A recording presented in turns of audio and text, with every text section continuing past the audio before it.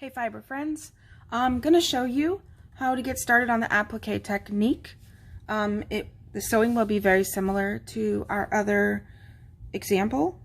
Here you can see I have just my top piece. Here's my other back piece of my pillow, and remember I'm moving that to the side because I don't need that right now. I have my applique shapes pinned down. Remember with the last technique, you don't need to pin anything down because you're just sewing around the drawing. But this one, we have to keep these in place because we don't want them to shift as you work. So I might want to go ahead and look at the colors of thread that I have and see which one I like that would work. You know, do I want a thread that's going to blend in with my color? If I'm going to be sewing along the edge of this green heart, do I want it to match or do I want it to be a contrast? So I'm going to go for a contrast, which means I'm going to pick a color that is pretty bold and it might pop. Okay. Remember that when we get started, we're going to need our hot dog bun, which is this little piece of paper that I folded lengthwise, and we're going to pretend like our thread is the hot dog and the paper is the bun. And that's going to help us thread our needle easier. So remember that our embroidery thread is a bunch of small threads twisted together, so trying to thread this is very difficult. I'm going to go around this heart. Remember in the last video I said, you know, you can always get new thread when you need to. It's not like the God's eye where you have to tie to your last piece. Okay, so I'm going to put my thread in that hot dog bun. I don't want it sticking out anywhere. And I like to use the corner to start. And I push it through the corner like that. And I grab it, and that pulls that tail through. Remember, we don't want this tail getting shorter and shorter because then it'll most likely come out. You have to rethread again. And remember that we're going to tie a knot at the end. Okay. Like that. Seems like the single knot works. If you want to do the double knot, that's fine too. Just go really slow so that it lands on top of the first knot. Remember, just like in the other example, we want our stitch, this kind of stitch is that straight stitch. We're going to go up, down, but we always want to start on the back because we want the knot on the back. We don't want the knot on the front. If you end up doing that on accident, just cut off the knot and take your thread off your needle and just pull it out and restart if you're at the beginning. Okay, so I do know I'm going to have to go around this one and this one. I'm going to start with my big green heart, and I'm keeping these pins in place because I don't want my green heart to shift. So I'm actually going through 2 layers of fabric. Unlike the one where I'm stitching on top of a drawing, I'm not having to go through layers of fabric. Okay, I'm going to do the same kind of stitch. It's that straight stitch where it's up, down. Okay, and now I've had this problem happen too with students, is they don't pull all the way and they end up having these loop-de-loops. So you want to make sure that you are pulling your thread all the way. I think part of that problem might be they maybe got a really long piece of thread that was hard to manage, and that might be why they're not pulling all the way. But I can't just stop here, because if I keep sewing, although I'll see my stitches on the back, I'll have this really giant loop of wasted thread. Okay, so just make sure you're pulling. You can flip to the back and check, yep, that one's pulled all the way. Okay, so I'm going to continue to go all around the edge of my heart with this straight stitch. Remember the example of the swimmer, the diver. The needle is your diver and this fabric is the swimming pool, and here my diver is going into the water, going down, and then coming back up. Looks like my pin got wrapped around that. Okay. So I'm coming up to my next stitch, and I'm going to go down. I'm going to continue to pull all the way. Okay, so I'm going to go around the whole heart with this blue.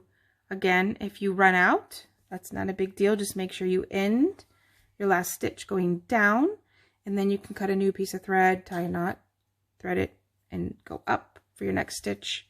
And it won't look like you used multiple pieces of thread, because all that will be on the back and you won't need to see it on the front.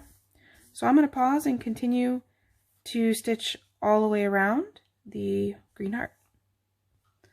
Okay, fiber friends, so I have stitched all the way around the heart. At this point, I really don't need these pins from the green heart anymore, because that green heart is on there. It's not moving. You can see the back. It's on there pretty good.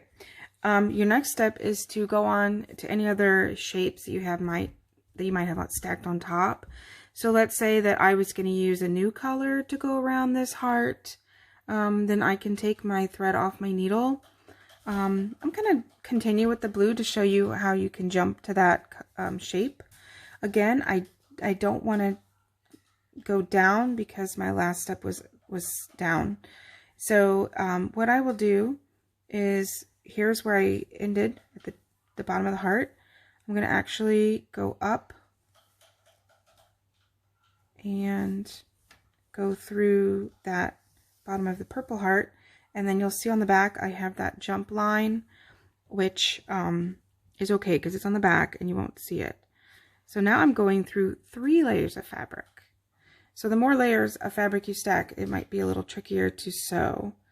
And that fabric wants to shift, and so that's why it's really important to have that pin there. There's other applique, usually applique stitches are called blanket stitches, where they go around the edge like that. I can show you a link to do that, but I just prefer with my students to just do this kind of stitch. Oops. Oh, you see my thread came out. Okay. So now I have to get my hot dog bun again. And if this is getting really frayed, you can just, if it's getting on your nerves, just trim it. Okay, putting the hot dog bun and the hot dog back together, threading my needle. Okay, that's the importance of keeping that tail a little bit on the long side. Okay, so I'm going to continue to stitch through these layers. Like I said, it's a little bit harder once you get more fabric stacked. I'm actually thinking about doing more colors and thread stitching on the purple heart. Okay, it's a little bit harder to get them through. I'm going to go ahead and finish that part. Okay, so I've stitched around this purple heart. I'm coming up to my last stitch. Remember, I don't want the tail on the front. I want it hidden. So my last stitch is going to be through to the back. I don't need that pin anymore. That purple heart is on there. It's very secure. If you look at the back, it looks a lot like the front, but you can see that jump line where we were. I can take my needle off my thread and I can tie my knot. Remember to put the tail through that loop, and then my little trick of putting your needle there brings it down to the surface, and I can trim it. Okay, so for example, I was talking about maybe adding another color of thread next to that one. I can do that for sure. In the other video, I showed you split stitch in addition to this straight stitch that we are doing. I'm just gonna, because the whole thing about embroidery is that it's a surface design, so you can kind of do whatever type of stitches that you like. I will have some more examples of some stitches. I'm gonna look at my other example over here of the llama. So I kind of did some stitching on top of the applique, but also in this background space. So, you know, these were just kind of like, I don't know, little starbursts or flowers. And you can kind of see how I have these jump lines because I use the same color. And then I did this to look like fringe, little stitches here. So straight stitch doesn't have to always just be following along the edge of something. You can kind of make a pattern with it, or do something like that. But again, you can see how the back is super messy, but that's okay because nobody's going to see that. So again, remember, if I'm going to start with a new color and I have a knot, I always want to start on the back. And I will say that these are 3 layers of fabric I'm going through. I would not have another layer. I think that would be a lot harder to sew through because I do have to push down to get through those layers. I've had students do some designs where they've done like a pocket, which works great. If you were going to do something like that, like for example, if this was the pocket, if I didn't have that little purple heart there, and that was the pocket, I would just want to stitch here, here, and here. If you think about a pocket on a shirt, you'll have that top is not stitched down so that you can put things in it. Or if this heart was a pillow, if this part was the pocket, then I would probably only want to stitch here to here and then leave that top unstitched. And that way I could put, I don't know, it looks kind of like a tooth fairy pillow, or, you know, I could put a coin in there or something, a trinket. So anyways, have fun with your thread colors. You can, like I said, you can have them be hidden and match the color of your fabric, or you can make it pop and have some contrasting colors. If you wanted to do some longer stitches, you can. Another technique I can show you is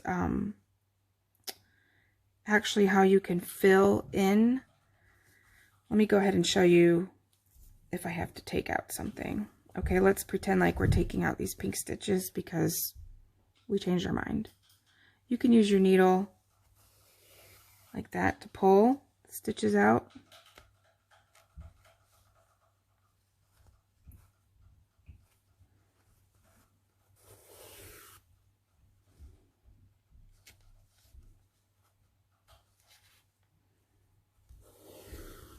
Okay, and then the last step would be to take this out, pull it out backwards. I can save this piece because, you know, I haven't done anything else with it. Let me rethread, and then I'll show you like a satin stitch, which would be to fill in the shape. So it's generally used for maybe smaller parts of your design. You're not going to want to, I mean, this would take a lot of thread to fill this whole thing in.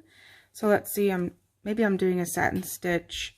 You know what I think I'm going to do is draw another little heart in the middle, and then I'll satin stitch that because it's small, but then you can see what I'm going to do. Okay, so what I'm going to do is fill in, like I'm coloring in the middle heart with thread, and that's kind of fun. So again, I'm going to start on the back. Actually, I'm going to start on the edge of my heart. This one's a little more advanced. And what I'm doing is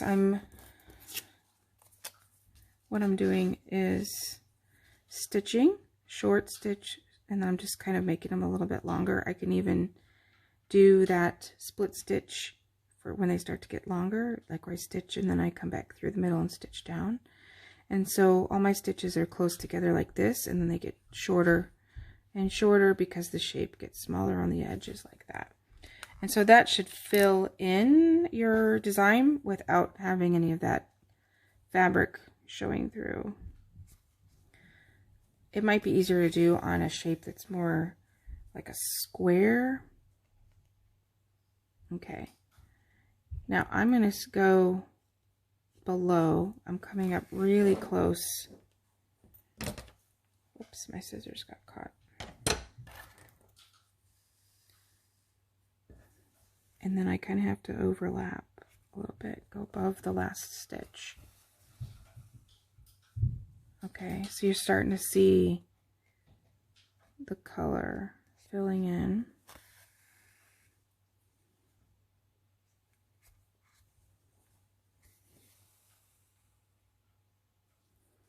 like that. So a lot of times you're going to see, it looks like this when you see like an embroidered patch. Like if somebody was to buy an embroidery patch for jeans or a hole in a jeans, it looks kind of like this is the satin stitch. So it's a way of filling in a space with thread. Like I said, I would try to do it on a small scale. Something small. Definitely not something as big as this. So as I go along, I just have to remember where my lines are so that I don't go outside that line.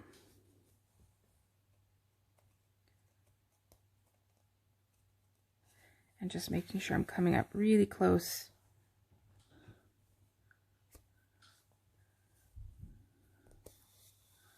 So I'm going to go ahead and pause and finish that satin stitch. Okay, so as you can see, there's my heart. He's a little crooked, but I think it's okay. I noticed here that there's kind of like a weird space, so I'm going to just make another stitch here and see if I can fill in that gap that I missed. Okay, so I like how the satin stitch feels smooth, but that's kind of a way of how you can color in with your thread. So now you have this applique option. Again, you can also stitch out here.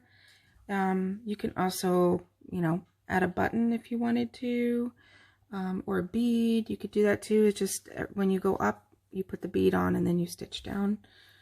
So there's lots of alternatives to taking it to the next step. So there you go. Here's your applique technique.